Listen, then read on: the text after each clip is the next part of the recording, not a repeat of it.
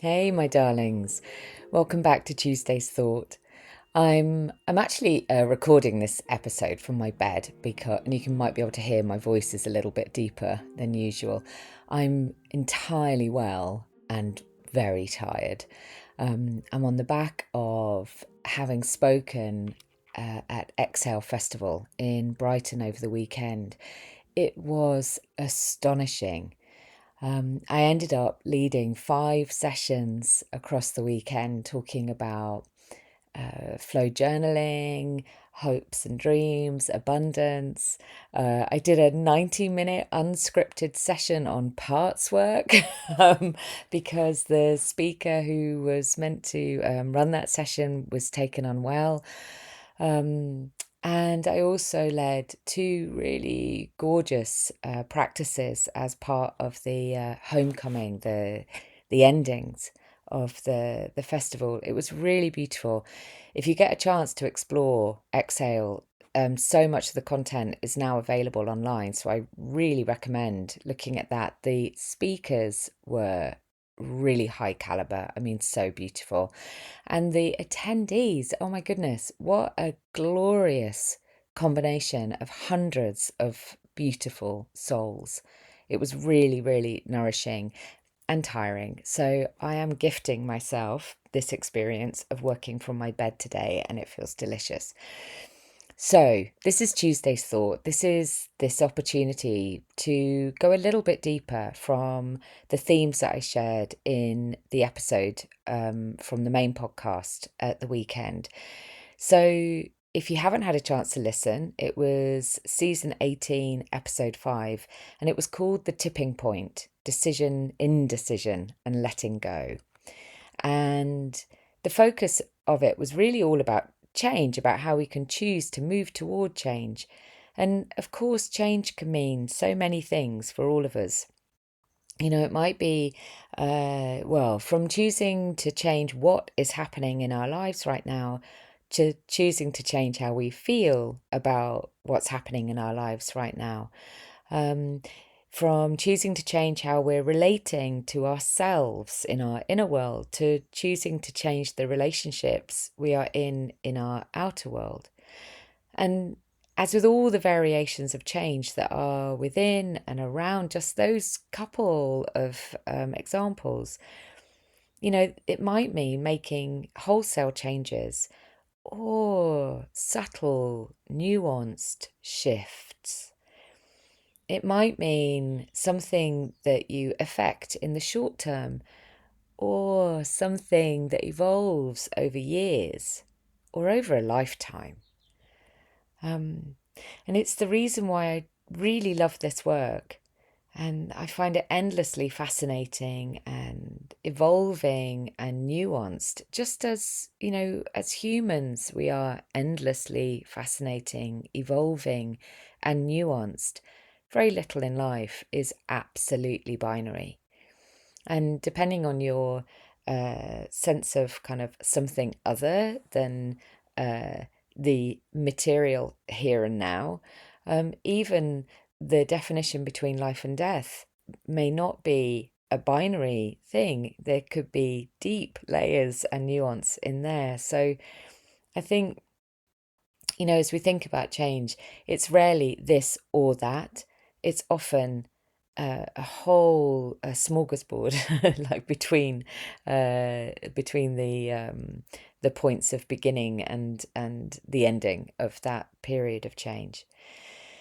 So the themes I covered in the episode were about surrender, decision, and then maybe sometimes when we accuse ourselves of being indecisive, we're actually in decision. We're in the process of decision making, and it will take the time that it takes.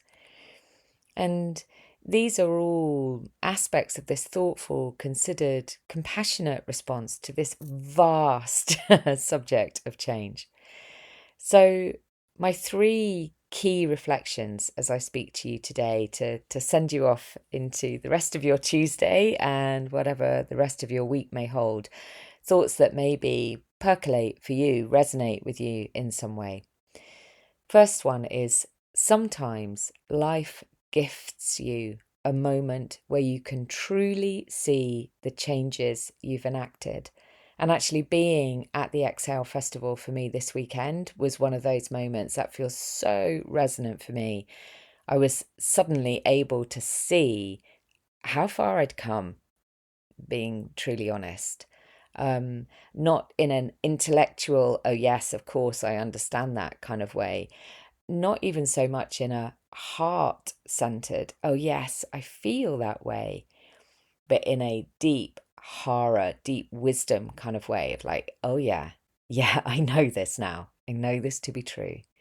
So staying aware of your own process, your own experience as you navigate change with compassionate self-inquiry can really help you to acknowledge how far you've come. So that's my first reflection. My second one is that we may not be moving towards something that's actually fundamentally different. We may simply be revealing who we truly are. And again, on a personal level, that feels very, very true. Although my life looks extremely different from how it did 10 years ago, yet what's most different is how I'm showing up for myself. So this can really take the form of releasing layers of what we've previously gathered to us, things we validly and understandably and also humanly used as a form of protection that we might no longer need as the person that we are today. And then my final reflection for you today, and maybe some of this speaks to you, maybe not, just we allow.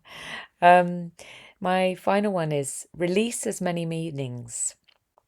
And as part of the closing ceremonies at Exhale, we talked quite a lot about release. We also talked about what are we bringing with us from all of the incredible speakers that were there, but we also talked about this concept of release and what does it actually mean. And for me, it has many meanings. For me, I feel that so much of this path of moving forwards is about letting be what went before rather than letting go. So again, for me, release has this concept, this context, this subtlety of letting be, as well as the meaning of letting go. It can hold both and every single part of you and every experience that you've ever had is part of what makes you you. Of course it is. Now, some of those experiences, maybe many of those experiences, might be things we wished we had never had, and yet they happened. And so they are, they're part of what informs how we show up in the world.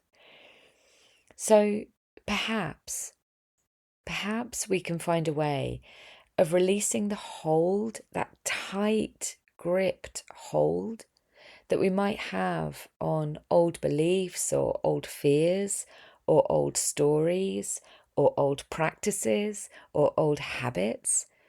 And as we release our hold on them, we might let them breathe a little.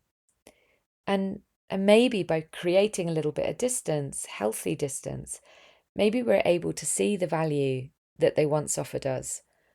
And maybe we're able to let them be. There's a phrase that I've shared with you before, which is this something that resonates really deeply inside me, which is this idea of being able to lay something down in the deep green grass and trust that it will be cared for there. It will be held in the arms of the earth and it will be cared for. And for me, that is part of letting be. It is part of releasing. So my invitation to you to take with you, to ponder, to percolate, is what might be calling to be released with love? What might be calling to be released with love?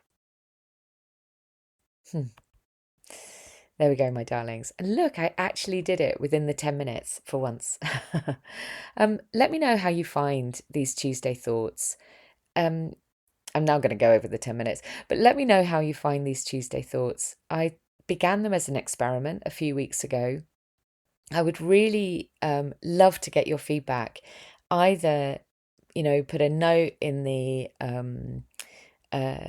review bit on Apple or Spotify or wherever you listen, or email me and just share your thoughts. If we like it, I'll continue. If we're not so bothered about it, maybe we stop. Maybe I'll continue anyway. I don't know, because I'm quite enjoying them. But I'd really, really love to know. And if they don't resonate, I'd love to know that as well. Okay. Yeah, I send you love and a hug and a wave. Have a beautiful day.